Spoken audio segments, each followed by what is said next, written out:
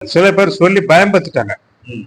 இது அக்கு பஞ்சர்னா பஞ்சர் மாதிரி தானே, அங்கங்க ஓட்டு போட்டு பண்ணுவாங்க ஊசி போட்டு, அதனால இது அக்கு பஞ்சர் போக வேணான்ட்டாங்க.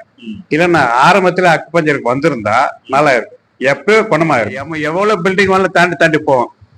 ஒரு கம்பத்தை 3 ஸ்டெப்பை தான் ஏறுவேன் நான், அவ்வளவு வேகமா ஏறுவோம். கம்பம்னா ஒரு கம்பை போட்டி போட்டுக்கிட்டு ஒரு கம்பத்தை ஒண்டே தூக்கி நடுவோம். தமிழ் மக்கள் அனைவருக்கும் எனது வணக்கம். இன்னைக்கு நம்ம எங்க வந்திருக்கோம் அப்படின்னா, டாக்டர் வீரமணி அவர்களை மீட் பண்ணலான்னு வந்திருக்கோம். அவர் அக்கு பஞ்சர்ல எம்டி முடிச்சுட்டு ஸ்பெஷலிஸ்டா இருக்காரு. இங்க இருக்கிற ஏழை மக்களுக்கெல்லாம் அக்கு பஞ்சர் மூலியமா ட்ரீட்மெண்ட் பண்ணி ஒரு நல்ல பேரை வாங்கியிருக்காரு. அது இல்லாம அவர் மருத்துவ செம்மல் அப்படின்ற விருதையும் வாங்கியிருக்காரு. பார்த்து அவரை பத்தி அக்கு பஞ்சர்னா என்ன, இதனால என்ன பயன், அலோபதியில இருந்து அக்கு பஞ்சருக்கு என்ன வித்தியாசம், இந்த மாதிரி சில கேள்விலாம் கேட்டு நம்ம மக்களுக்கே கொண்டு போய் சேர்க்கிறோம். ஓகேங்களா, வாங்க நம்ம போய் அவரை பார்ப்போம்.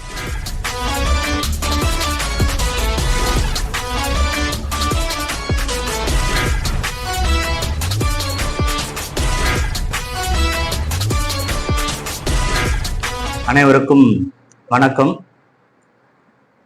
இன்றைய நாளில் மிகவும் நான் பெருமை அடைகிறேன். எனது ஆர்வலர் நண்பர் தோழர் உயர் திரு அன்புதாசன் அவர்கள் என்னை இந்த பேட்டி காணாமல் வந்தமைக்கு நான் முதலில் நன்றி சொல்ல கடமைப்பட்டிருக்கிறேன்.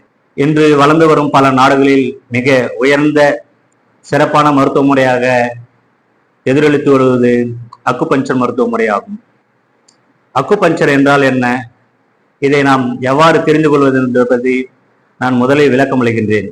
அக்கு பஞ்சர் என்பது ஒரு லத்தீன் மொழியாகும். அக்கு என்றால் ஊசி, பஞ்சர் என்றால் உடலில் குத்தி செய்யும் சிகிச்சை முறைக்கு அக்கு பஞ்சர் என்று பெயர். நம் உடலில் ஒரு குறிப்பிட்ட உயிர் சக்தி ஓட்டப்பாதையில் நாம் ஊசிகளை எடுத்து சொருகும் பொழுது நம்மால் உணரவே முடியாத அளவுக்கு பல நோய்களை எளிதில் நாம் தீர்த்து விடலாம். அடுத்து வருகின்ற 20 ஆண்டுகளில் மிகப்பெரிய மருத்துவ முறையாக இருப்பது அக்குபஞ்சர் மருத்துவ முறை. இந்த உலக நாடுகள் முழுக்க பல மருத்துவர்கள் தேடி தேடி கண்டுபிடித்து படிக்கும் ஒரு மருத்துவ முறை அக்குபஞ்சர் மருத்துவ முறையாகும். இந்த மருத்துவ முறையின் சிறப்பு அம்சங்கள் என்னவென்றால், குறைந்த செலவு, மிகப்பெரிய ட்ரீட்மெண்ட், மிகப்பெரிய பலன்களானது எதிரொலிக்கப்படுகின்றன. என் பேரு பெரியசாமி. சங்கராபுரம் தாலுக்கு, சங்கராபுரம் போஸ்ட், கள்ளக்குறிச்சி மாவட்டம். இங்க வந்ததுக்கு அப்புறம் உங்களுக்கு என்ன நம்பிக்கை வந்து? நல்லாயிடுங்கிற ஒரு நம்பிக்கை வந்துருச்சு. நம்ம நல்லாயிடும், கண்டிப்பா நல்லாயிடுங்க நம்பிக்கை இருக்குது. அந்த நம்பிக்கையில் தான் இங்க நாங்க தொடர்ச்சியா வந்துட்டு இருக்கிறோம். இது இடையில விட்டோம்னாக்கா அது திரும்ப பழைய லெவலுக்கு வந்துருமா, என்ன பண்றது அப்படிங்கிறதுக்காக தொடர்ச்சியா கை விடாம வந்துட்டு இருக்கிறோம். நல்ல இடங்க நம்பிக்கை இருக்குது. இந்த இடம் எப்படி உங்களுக்கு தெரியும்? இது ஒருத்தர் இங்க 2 பேர் ட்ரீட்மெண்ட் பார்த்து அவங்களுக்கு நல்லா ஆகி, அவங்களுக்கு இதே மாதிரி ஒரு கை ஒரு கால் வரல. அவங்க வெளிநாட்டுக்கு போயிட்டு வந்தப்பல நடக்க முடியாது, ஏந்திருக்க முடியாது, உட்காந்துல பாத்திரம் எல்லாம் போயிட்டு வந்துட்டு இருந்தாங்க. இப்ப இங்க வந்த பிறகு அவருக்கு நல்லா ஆயிடுச்சு. இன்னொரு பாப்பா ஒரு குறைஞ்ச ஒரு 4-5 வருஷமா இருந்தது. அந்த 4-5 வருஷமா அவங்க நடக்க முடியாம குச்சி ஊண்டிட்டு நடந்தாங்க. இப்ப அந்த குச்சி ஊண்டிட்டு நடக்காம இப்ப நல்ல தானா நடக்கிறாங்க, போறாங்க, வீதியில் நடக்கிறாங்க, எல்லாம் பண்ணிட்டு இருக்கிறாங்க. எல்லா வேலையும் செய்யறாங்க. நல்லா இருக்கும். அவங்களுக்கு என்ன வயசு? அவங்களுக்கு என்னன்னா ஒரு 40-45 வருஷம். போனோம் ஆந்திரா போயிட்டு அந்த பரமனர் அங்க ஒரு 4 வாட்டி போனோம். அப்ப அது போனாக்கா அதுவும் நமக்கு திருப்திப்படலை. சரி, இங்க வந்த பிறகு என்ன ஆச்சுன்னா நமக்கே ஒரு முழு நம்பிக்கை வந்திருக்குது. ஆமா, நல்லா எடுங்க ஒரு நம்பிக்கை இருக்குது. அது ஒரு பக்கம் இருந்தாலும் கூட இன்னைக்கு இருக்கிற சூழ்நிலையில நம்ம கைகள் நல்லா இருந்தாதான் இன்னைக்கு நம்ம வாழ்க்கை பார்க்குற மாதிரி இருக்க முடியும். அடுத்தவங்க தேவை இல்லாத இருக்கணும் அப்படிங்கிறதுக்காக அதை பண்ணிட்டு இருந்தேன். இது சில பேர் சொல்லி பயன்படுத்திட்டாங்க. இது அக்கு பஞ்சர்னா பஞ்சர் மாதிரி தானே, அங்கங்க ஓட்டு போட்டு பண்ணுவாங்க ஊசி போட்டு, அதனால இது அக்கு பஞ்சர் போக வேணான்ட்டாங்க. இல்லைன்னா ஆரம்பத்துல அக்கு பஞ்சருக்கு வந்திருந்தா நல்லா இருக்கும், எப்பயோ குணமாயிருக்கும். ஒரு 2 வருஷம் முன்னே குணமாயிருக்கும், சரியா இருக்கும். நான் அது கவனம் குறைய விட்டதுனால கொஞ்சம் லேட் ஆயிடுச்சு. 2 வருஷம் லேட் ஆயிடுச்சு. அப்போ எனக்கு நல்லா இருக்குது. இன்னும் கேட்க போனா இது முழு சரியா ஆயிடுங்கிற ஒரு நம்பிக்கை இருக்குது. நம்பிக்கை வந்திருக்குது. எல்லாரும் பேச்சு கேட்டு நம்ம வீணா போனதான் மிச்சம். எனக்கு ஏற்கனவே நான் வந்து 1983 பிஎஸ்என்எல் அப்பா டெலிகாம் பிஎஸ்என்எல் இப்பதான் வந்து 2000 தான் பிஎஸ்என்எல் மாறிச்சு. பாரத் சஞ்சார் நிகம் லிமிடெட்ங்கிற ஒரு நிறுவனம், புதுத்தர நிறுவனமும் மாறிச்சு. அதுக்கு முன்னாடி டெலிகாம் இருந்து 83 நாங்க வேலைக்கு போனோம். 83 நாங்க இவ்வளவு நாள் வரலையும் வேலை செஞ்சிருந்தோம். அப்ப கம்பை ஏறது இறங்குறது பண்றது போறது இருந்தாலும் எல்லாம் அவுட்டோர் ஒர்க்கு தான். அவுட்டோர் ஒர்க்கு தான். அப்பெல்லாம் வேலை இல்லையே. எவ்வளவு பில்டிங் வேலை தாண்டி போவோம். ஒரு கம்பத்தை 3 ஸ்டெப்பை தான் ஏறுவேன் நான். அவ்வளவு வேகமா ஏறுவோம். கம்பம்னா ஒரு கம்பை போட்டுக்கிட்டு ஒரு கம்பத்தை ஒன்றே தூக்கி நடுவோம். இந்த தியாக தூரத்துல கூட நாங்க வந்து தனியாவே ஒரு கம்பம் நடுவோம். இப்போ ஒரு ஆளு வந்து ஒரு குழி எடுத்து ஒரு கம்பம் நட்டா ஒரு ஆளு வேலை முடிஞ்சு போச்சு. அப்ப எப்ப வேணாலும் அவங்க வேலையை முடிச்சுக்கலாம். இந்த நோய் எப்படி முதல்ல எனக்கு வந்து ஃபர்ஸ்ட் வந்துங்க இப்ப வந்தது ஒரு 2 ஊசி போட்டேன். ஒரு ஊசி போட்டேன். அவங்க அது போடலன்னா ஆகும்னு சொல்லிட்டு நம்மளுக்கு ரொம்ப தொந்தரவு பண்ணாங்க. இது என்னடா பிரச்சனை இருக்குன்னு சொல்லிட்டு அப்புறம் போயிட்டு அந்த கொரோனா ஊசி போட்டேன். 2வது ஒரு ஊசி போட்டேன். அதுதான். அதுல இருந்து என்னாச்சுன்னா சுகர் வந்துச்சு. சுகர் வந்த உடனே பிபி வந்துச்சு. இதான் கொஞ்சம் அப்புறம் எங்க மன அழுத்தம் கொஞ்சம் அதிகமாயிடுச்சு. ஆமா, இதனால வந்ததான் இது. இது எங்க பாரம்பரியத்துக்கு இல்ல. முதல்ல பார்த்த ஹாஸ்பிட்டல் சேலம் நீர ஃபவுண்டேஷன் தான். அங்க என்ன சொன்னாங்க? நல்லாயிடும் சொன்னாங்க. அங்க ஒரு 20 நாள் இருந்தோம். அப்புறம் அதன் பிறகு போயிட்டு வரோம். அது வந்து ஒரு 10 வாட்டி போயிட்டு வந்தோம். ட்ரீட்மெண்ட் மெடிசின் தான் கொடுத்தாங்க, டேப்லெட் கொடுத்தாங்க. அதை வந்து சாப்பிட்டு இருந்தோம். அந்த 20 நாள் என்ன மாற்றம் தெரியுது? 20 நாள் அது ஒண்ணும் இல்லை, நமக்கு ஒண்ணும் இல்லை, சொல்ல முடியல. மருந்து மட்டும் எடுத்துட்டு வந்தோம். ஆந்திரா போன பிறகு கொஞ்சம் மாற்றம் இருந்தது. அதோட வந்து என்னாச்சுன்னா நம்ம மன உறுதியோட தான் இருந்தது. மன உறுதியோட இருந்தது. அது நான் கொஞ்சம் முயற்சி பண்ணி நான் நடக்கிறதுக்கு, ஏந்திருக்கிறதுக்கு, உட்காரத்துக்கு முயற்சி பண்ணதுனால இது இருந்தது. இல்லைன்னாக்கா இது கொஞ்சம் சோர்ந்த மாதிரி இருந்தோம்னாக்கா படுத்துக்காரு. இதான் ஒண்ணு.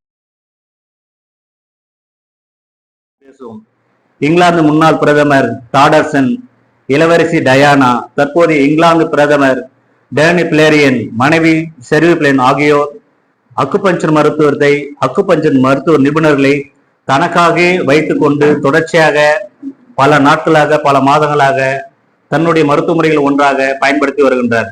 அது மட்டும் இல்லாமல் உலகம் முழுக்க மிக பிரபலமான ஹாலிவுட் நடிகரான மார்லின் மன்ட்ரோ, அவர் அக்குபஞ்சர் போல் எந்த மருத்துவம் அதற்கு நிகர் இல்லை என்பதை அவர்களே ஏற்கனவே ஒரு பேட்டி மூலம் கொடுத்து, மேலை நாடுகளில் அக்குபஞ்சர் இட்ஸ் ஏ ராயல்டி என்றும், ஒரு ராயலான மருத்துவ முறை என்றும், அலோபதி மருத்துவத்தை ஒரு காமன் மருத்துவ முறை என்றும் பல பிரபலங்கள் அதை பேசி வருகின்றனர். இதற்கான காரணம் என்னவென்றால், அக்குபஞ்சர் மருத்துவ முறை செய்யும் பொழுது நம் உடலில் என்டார்பின் என்ற ஹார்மோன் அது அளவுக்கு அதிகமாக சுரக்கின்றன. இந்த என்டார்பின் என்ற ஹார்மோன் உடலில் சுரக்கும் பொழுது சந்தோஷமான மனநிலை, உடலில் பல விதமான சக்தி பருநிலை மாற்றங்கள், மூளையில் பல ரசாயன மாற்றங்கள், உடலில் புத்துணர்வு, மார்பின், பெத்திடின், ஹெராயின், இது போன்ற பல மடங்கு உள்ள பல ரசாயன மாற்றங்கள் இயல்பாகவே தன்னுடைய உடலில் உருவாவதை அக்குபஞ்சர் மருத்துவத்தின் மூலம் ஆராய்ச்சியாளர்களானது தெரிவித்துள்ளனர். ஆதலால் பல வலி நிவாரணங்களுக்காகவும், மனநிலை பாதிக்கப்பட்டவர்களுக்கும், மூளையில் சில நரம்பியல் கோளாறு உள்ளவர்களுக்கும் இந்த அக்குபஞ்சர் மருத்துவ முறையானது மிகவும் சிறப்பாக செயல்படுகின்றனர். ஆங்கில மருத்துவத்தில் drug and cosmetic act 1951 schedule J 51 என்ற ஒரு மருத்துவ சட்டமானம் உள்ளது. ஆங்கில மருந்துகளால் 51 வகையான நோய்களை தீர்க்கவே முடியாது என்பது அதில் குறிப்பிடப்பட்ட சட்டங்களாகும். அந்த 51 வகையான நோய்களுக்கு இந்த உலகம் முழுக்க ஆங்கில மருந்துகளால் வைத்தியம் பார்க்கப்படுகின்றன. ஆங்கில மருத்துவ முறை மிகச்சிறந்த மருத்துவ முறையாகும். அந்த மிகச்சிறந்த மருத்துவ முறையாக இருந்தால் கூட அந்த 51 வகையான நோய்களை அவங்களால் எந்த காலகட்டத்திலும், எந்த ஒரு காலங்களிலும் அது சரி செய்ய முடியும் என்பது அந்த ஆங்கில மருந்துகளுடைய சட்டத்திட்டங்களில் குறிப்பாக தெரிவிக்கப்பட்டுள்ளது. ஆங்கில மருந்துகளால் அந்த 51 வகையான நோய்களை சரி செய்யவே முடியாது என்பது குறிப்பிடத்தகும். ஆனால் அந்த 51 வகையான நோய்களை எளிதில் அக்குபஞ்சர் மருத்துவத்தின் மூலம் நாம் சரி செய்ய முடியும் என்பதை தெரிவித்துக் கொள்கிறேன். எல்லா மருத்துவ முறையும் ஒரு உயிரை காப்பதற்காக தான் உருவாக்கப்பட்டுள்ளது. அப்படி உருவாக்கப்பட்ட அந்த ஆங்கில மருத்துவ முறையானது அவசர காலங்களில், எல்லா விதமான அவசர காலங்களில் மிக முக்கிய மருத்துவ முறையாக கையாள்வது ஆங்கில மருத்துவ முறையாகும், அலோபதி மருத்துவ முறையாகும். பிற கிரானிக் டிசீஸ், நீண்டகால நோய்களை நாம் கையாளும் பொழுது ஆங்கில மருந்துகளால் சாகும் வரை மருந்து எடுக்க வேண்டிய சூழ்நிலையும் கட்டாயம். அதனால் ஒரு சராசரி ஒரு மனிதனுடைய பொருளாதாரமும் அவனுடைய குடும்பத்தினுடைய வாழ்வாதாரமும் குறைந்து கொண்டே செல்கின்றன. நீண்ட நாட்கள் நோய்களுக்கு மாற்று முறை மருத்துவமாக அக்குபஞ்சர் இருப்பதனால் அந்த அக்குபஞ்சர் மருத்துவ முறையை நாம் கையாளும் பொழுது பொருளாதாரமும் உடல்நிலையும் நல்ல மாற்றம் ஏற்பட்டு மிகவும் சுதந்திரமாகவும் நோயில்லாத உடல்நலத்தில் நோயில்லாமல் நாம் மீண்டும் வெளியே வரலாம் என்பது தெரியும். அக்குபஞ்சர் கைகால் செயல் இருந்த ஸ்ட்ரோக் பேஷண்ட் அதிகமாக பார்க்கின்றோம். ஸ்ட்ரோக் என்பது இரண்டு விதமாக பிரிக்கின்றனர். ஒன்று ஸ்கிமிக் ஸ்ட்ரோக், இன்னொன்று ஹெமரேஜ் ஸ்ட்ரோக். ஸ்கிமிக் ஸ்ட்ரோக் என்பது உலகம் முழுவதும் அதிகமாக பரவப்படுகின்ற ஒரு நோய்களில் ஒன்று ஸ்ட்ரோக் பேஷண்ட் ஆகும். 80% விழுக்காடுகளானது ஸ்கிமிக் ஸ்ட்ரோக் பேஷண்ட் ஆனது உருவாகின்றன. 20% மட்டுமே ஹெமரேஜ் ஸ்ட்ரோக் ஆனது உருவாகிறது. என்ன வித்தியாசம் என்றால், ஸ்கிமிக் ஸ்ட்ரோக்கும் ஹெமரேஜ் ஸ்ட்ரோக்கும் என்ன வித்தியாசம் என்றால், மூளையில் உள்ள இரத்த கட்டிகளால் உருவாவது ஸ்கிமிக் ஸ்ட்ரோக் என்றும், இரத்த கசிவுகளால் ஏற்படுவது ஹெமரேஜ் ஸ்ட்ரோக் என்றும் இரண்டாக பிரிக்கப்படுகின்றன. இத்தகைய மருத்துவ முறைகளில் முதன்மை மருத்துவமாக அலோபதி மருத்துவம் எடுத்துக்கொண்ட பிறகு அக்குபஞ்சர் மருத்துவ முறையில் வரும்போது மிக தீவிரமான நிலைமையில் இருந்த ஸ்ட்ரோக் பேஷண்ட் கூட மிக விரைவில் சரி செய்யப்படும். மற்ற மருத்துவங்கள் என்ன பார்க்கப்படுவது என்றால் L3, L4, L5, disc bulge, disc collapse, cervical spondylosis, கழுத்தில் ஏற்படக்கூடிய அழுத்தம், கழுத்தில் ஏற்படும் நரம்புடைய அழுத்தத்தினால் மூளையில் ஏற்படக்கூடிய தலைவலி, தலைச்சுற்றல், மயக்கம், இடுப்பு வலி மற்றும் மூட்டு வலிகளானது அக்குபஞ்சர் மருத்துவத்தில் மிகச்சிறந்த மருத்துவ முறையாக நாம் சிகிச்சை அளித்து வருகிறோம். நீங்க கேட்கின்ற கேள்விகள் சரியான கேள்விகள் தான். ஆனால் அதுக்கான முழுமையான ஆராய்ச்சி தகவல் எதுவும் இதுவரையும் கொடுக்கப்படவில்லை. உலக சுகாதார மையமானது இதற்கான கருத்துக்களையும் சில நேரங்களில் வெளிப்படுத்தியுள்ளனர். இந்த கொரோனா வந்ததுக்கு அப்புறம் உடலில் நோய் எதிர்ப்பு சக்தி அதிகமாக குறைந்து பல்வேறு விதமான தொற்றுகளில் ஏற்படுவதற்கான வாய்ப்புகளானது உள்ளது என்றும், ஒரு மனிதனுக்கு இயல்பாக இருக்க வேண்டிய நோய் எதிர்ப்பு சக்தி கொரோனாக்கு அப்புறம் குறைந்ததனால் மற்ற நோய்கள் எளிதில் பரவக்கூடிய தன்மையும் எளிதில் தொற்றும் தன்மையும் இருப்பதனால் சாதாரண ஒரு மனிதனுக்கு எல்லா விதமான நோய்களும் பரவுவதற்கான வாய்ப்புகள் கொரோனாக்கு அப்புறம் வந்துள்ளது என்பதுதான் உலக சுகாதார மையங்களானது அறிவித்துள்ளன. சார், அதாவது நீங்க கொரோனா ஊசி போட்டவங்க எல்லாருக்குமே ஸ்ட்ரோக் வரும்னு நம்ம சொல்ல முடியாது. ஆனா அந்த மாதிரி வருவதற்கான வாய்ப்புகளானது அதிகம் உள்ளது. அதனால் சில உணவுகள், சில குறிப்பிட்ட உடற்பயிற்சி பழக்கங்கள், நைட்ல லேட்டஸ் ஆகாமல் ட்ரிங்க்ஸ் பண்றது, ஸ்மோக் பண்றது, சில பழக்க வழக்கங்கள் தன்னை செய்யாமல் இருக்கும் பொழுது நாம் ஸ்ட்ரோக் வருவதற்கான வாய்ப்புகள் மிக மிக குறைவு. நாம் ஏற்கனவே சொன்னது போல நோய் எதிர்ப்பு சக்தி அதிகமாக இல்லாமல் குறைவதனால் நாம் எளிதில் இது போன்ற நோய்களானது வருவதற்கு வாய்ப்புகள் அதிகம் உள்ளது. கொரோனாக்கு முன்னாடி, கொரோனாக்கு அப்புறம் 2 விதமான காலங்களாக நம்ம பிரித்திருக்கும் பொழுது, கொரோனாக்கு முன்னாடி எப்பயாவது ஒரு 1000 பேர் 2000 பேர் யாரோ ஒருவர் தான் கைகால் செயலிழக்கும் நிலைகளானது ஏற்பட்டுள்ளன. இன்றைக்கு உலகம் முழுக்க கொரோனாக்கு அப்புறம் மிகப்பெரிய மாற்றம் என்னவென்றால், ஒரு தனி மனிதனுக்கு எப்பொழுது வென்றால் கைகால் செயலிழப்பதற்கான வாய்ப்புகள் அதிகப்படியான நிலையில் உள்ளன மற்றும் மாரடைப்புகள் வருவதற்கான வாய்ப்புகள் அதிகம் உள்ளன. இந்த மாரடைப்பு மற்றும் கைகால் செயலிழக்கும் நிலையிலிருந்து வந்த பிறகும் வரும் முன்னும் தன்னை தற்காத்துக் கொள்வதற்காக ஒரு மிகச்சிறந்த மருத்துவ முறையாக இந்த அக்குபஞ்சர் மருத்துவ முறையானது உலக நாடு. கொரோனா இன்ஜெக்ஷன் நான் போடலைங்க. ஏன்னா நாங்க அக்குபஞ்சர் மருத்துவ முறையில் நாங்கள் இருப்பதனால இது போன்று முறையான ஆராய்ச்சிகள் முழுமையடையாத எந்த மருந்துகளையும் எடுத்துக்கொள்ள நாங்கள் தயக்கப்படுகிறோம். கண்டுபிடித்து அதுவான ஆய்வு காலம் முடிந்து எப்பொழுது டைரக்டாக அனிமலுக்கு செலுத்தாமல் மனிதர்களுக்கு செலுத்தக்கூடிய சூழ்நிலை வந்ததோ, என்னுடைய தற்காப்பு காரணமாக நான் கொரோனா ஊசியை நான் போட்டுக்கொள்ளவில்லை.